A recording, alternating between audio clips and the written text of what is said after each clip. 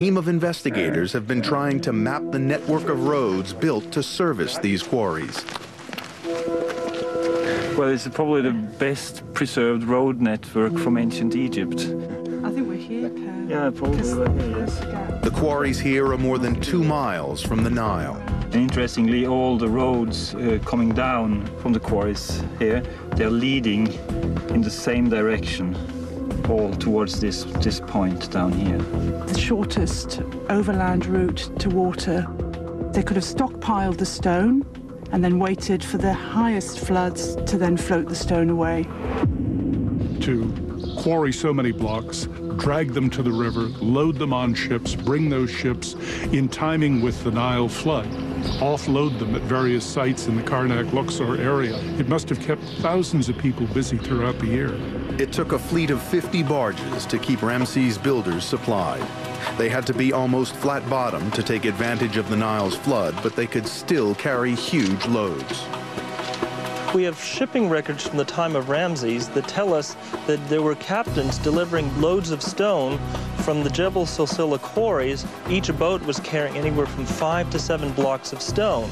With the Nile in full flood, the boats could sail right up to the temple. This is the inundation of year 28 of Ramses III. This tells us that 3,000 years ago, during the annual flood, the Nile reached to this level. Using specially built canals, the blocks were delivered as close as possible to the construction site. But they still had to be manhandled into position for the masons to begin. Dennis Stocks believes that this was done using mortar. It acted as a lubricant to help the workers ease the stones into place. We've got the mortar on now, which lubricates the block as they slide across the other blocks. A bit more. That's it. That's it. Block by block, Ramses' great hypostyle hall was enclosed. And the pathway to the inner sanctum was completed. 3,300 years on, we can reveal a site once only visible to the priests of Amun-Re.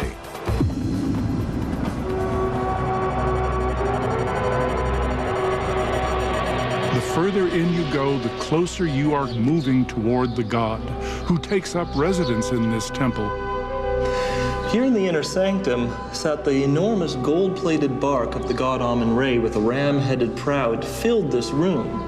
Every day, the king, as the chief priest, had to go into the sanctuary of the god, clothe the god, feed the god, anoint the god, read a number of texts that would awaken the god and give him new life, and then sacredly close up that shrine, leave no footprints behind. Ramses had made his mark on Karnak. It had been impressive by any standard when he started, but now it was one of the wonders of the world. He now turned his attention to the other great shrine in the city of Thebes, the Luxor Temple.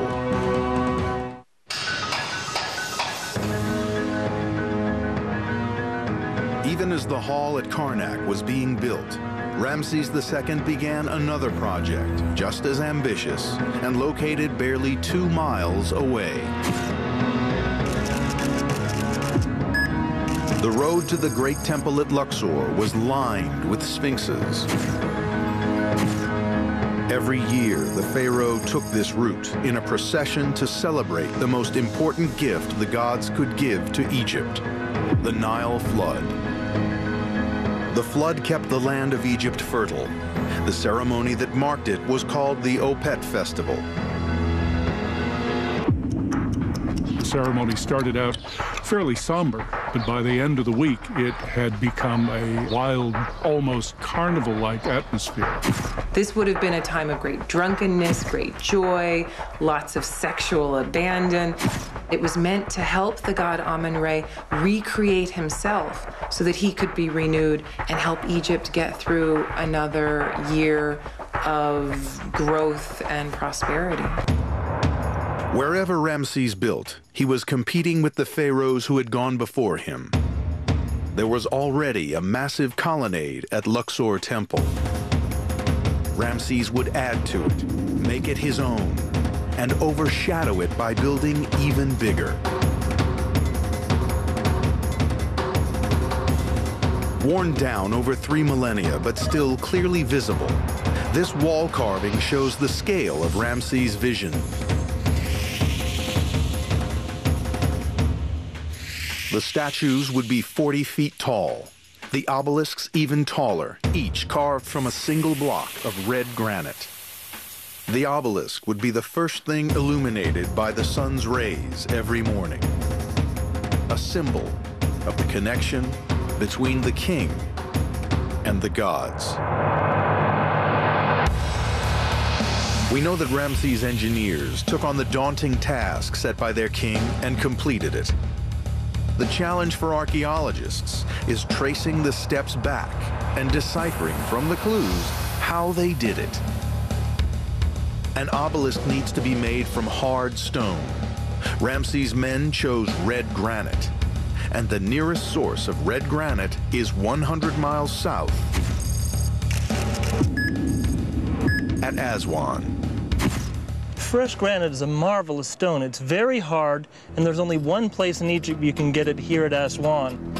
This half-finished obelisk is an incredible source of clues. It was abandoned only after hundreds of laborers had put in months of work. Well, this obelisk is quite incredible. I mean, it would have been about 130 feet long, maybe as wide as 9 feet. When you get to this point here, you find that they dug a deep trench here. And then what they would have had to do is lower the stone down and dug underneath the obelisk. Now, they would have had to undercut it along its entire length, leaving it only on a few supports. This was the second challenge, to remove a single piece of stone weighing close to 800 tons. The tools were basic, to say the least. Sharp points, that's very helpful for cutting granite. Have a look. Days, weeks, and months spent chipping away at the rock, the body having to absorb the shock of each impact. That must have been hard on your hands, though. It is very hard. The pressure of banging this rock into another rock, it must have been excruciating work. Trials suggest that with 100 men working at full stretch, it might take a week to remove even an inch of stone. And this was precision work. The visual impact of an obelisk depends on geometry and symmetry. Okay, pull. You're really tight. To create the 4 converging edges which travel from the base to the tip of the rock, craftsmen had to rely simply on a length of string stretched from fixed measuring rods. Oh, yes. Brilliant. Now, this is right on the nose here. This is just touching the underneath of the string, which means it's exactly right. Once the cutting was finished, the task began of getting the 800-ton obelisk into place. It would be floated down the Nile on a vast, specially built barge. In Luxor, it would be hauled into position.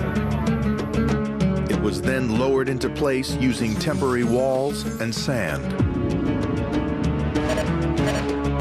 They would have brought the obelisk in butt end up a big, huge ramp, and then they would have come to a silo filled with sand. As they slowly let the sand out, the obelisk would have floated down. Now, it would hit this narrow groove at the bottom,